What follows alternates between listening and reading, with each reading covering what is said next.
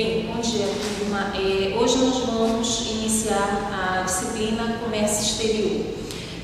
O que vocês, na realidade, para o que vocês têm que atentar em se tratando de comércio exterior, né?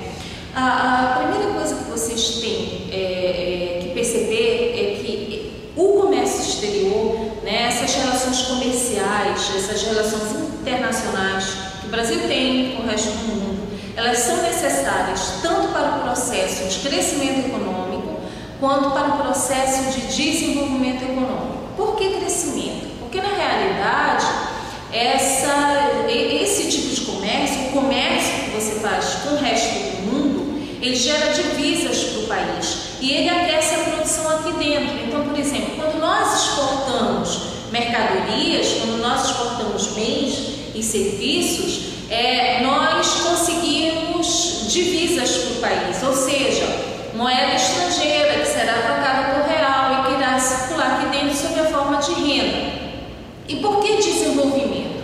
Porque na realidade, quando você tem essa competição com o resto do mundo no que diz respeito aos seus produtos, a tendência é que você utilize mais tecnologia, que você desenvolva mais tecnologia, que você qualifique mais a sua mão de obra, não só mão de obra, mas também investimento em capital, em máquinas, investimento em equipamentos, tá? Então, na realidade, nós temos conjuntamente um processo de crescimento e de desenvolvimento associado também à qualidade de vida. Quando você exporta mais, você gera mais emprego e renda aqui dentro.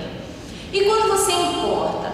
Quando você importa, na realidade, você gera emprego e renda lá fora. Então aí entra toda aquela questão das vantagens comparativas, das vantagens absolutas, né? Na realidade, por exemplo, o Brasil, ele tem a abundância de recursos naturais.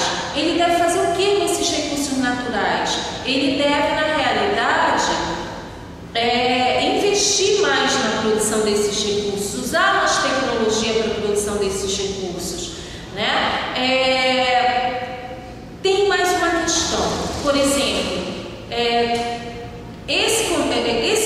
essas relações comerciais que nós estabelecemos com o resto do mundo, elas são não só relações comerciais, mas elas também são relações financeiras, há um fluxo financeiro enorme, né, relacionado a elas, e há também a questão da política, toda a política que você utiliza para estabelecer essas regras de comércio exterior, comércio internacional.